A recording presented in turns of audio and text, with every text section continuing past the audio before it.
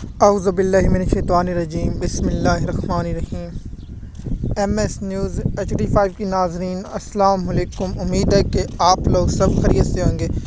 آج کا جو ہمارا ٹاپک ہے وہ ہے پاکستان اور بھارت کی جنگ کا خطرہ۔ دونوں ممالک کے پاس اسلحے کی تعداد کتنی ہے، تفصیلات کے ساتھ آپ لوگوں کو اس کا بتائیں گے۔ سب سے پہلے آپ لوگوں کو یہ بات میں کنفرم کر دوں، پاکستان اور بھارت کی جنگ نہیں ہوگی۔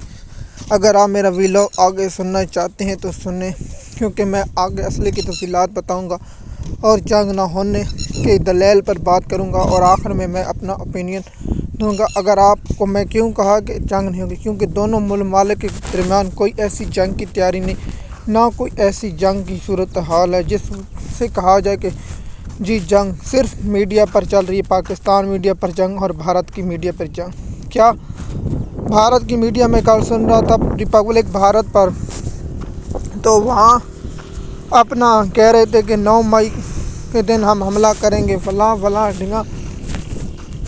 ان کا ایک جنرل ہے کوئی بخشی نام کا، کوئی مجھے وہ ایسے چڑھ کے بول رہے جو ایک قسم کے بھارت میں جوک کریں اور پاکستان میں ان سے بڑھ کر جوک کریں، کیونکہ جنگ کوئی نہیں ہونی۔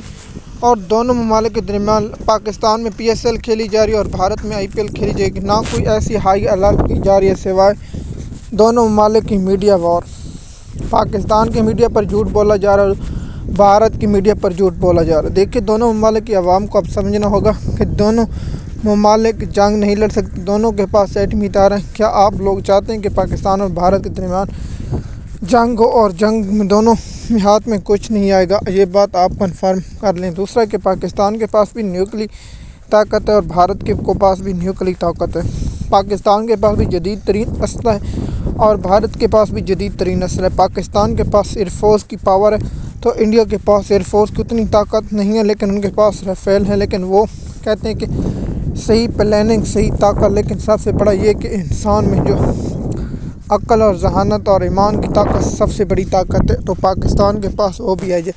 بھارت کو 2019 میں پاکستان اور عمران خان کا سب رد عمل۔ اور دوسرا جو اہم مدعا ہے کہ وہ بیانی کی جنگ۔ بے شک پاکستان بیانی کی جنگ اس وقت ہار چکا ہے، پاکستان کے پاس نہ کوئی بیانیہ ہے۔ دیکھیے، پاکستان کا ایک بیانیہ بہت مضبوط ہے اور اس کی میں تعریف کرتا ہوں، لیکن کیا ہم دنیا کو آگاہ کر پائیں گے؟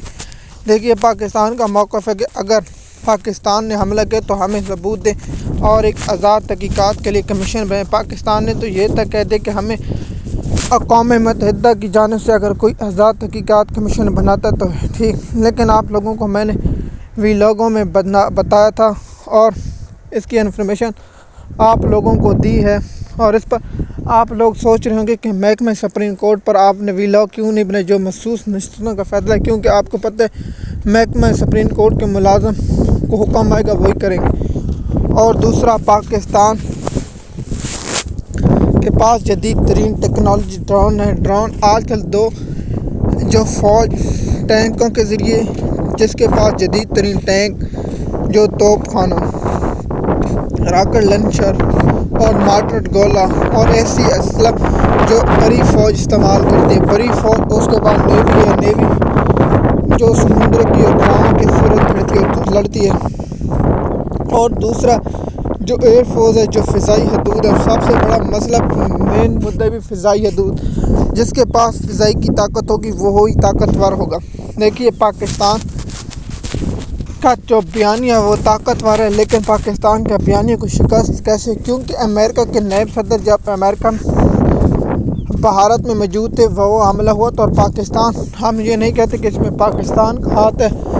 دیکھیے، بھارت پاکستان کے اندر خانے جو کر رہا ہے وہ پوری دنیا جانتی ہے کہ پاکستان کے ساتھ جو ہو رہا ہے۔ بلوچستان میں دہشت گردی کرا رہا ہے تو ہمارے ادارے کہتے ہیں کہ بھارت، لیکن پاکستان ان کے خلاف کوئی ٹھوس اقدام نہیں کرتا۔ پاکستان میں سب سے بڑا جو واقعہ جعفر ایکسپریس ہوا اور بہت سے جو واقعات ہوئے، اس پر پاکستان کو بھی اس طرح سخت رد عمل لینا چاہیے، لیکن افسوس پاکستان اب وہ اتنا سٹینڈ مضبوط نہیں لیتا، کیونکہ وجہ پاکستان کی معیشت اور پاکستان کی معیشت۔ ہم بیوقوف لوگوں جو بیوقوف ہیں کہتے ہیں معیشت ترقی ہو رہی ہے، لیکن جو اصل میں ہو رہا ہے وہ آپ لوگوں کے ساتھ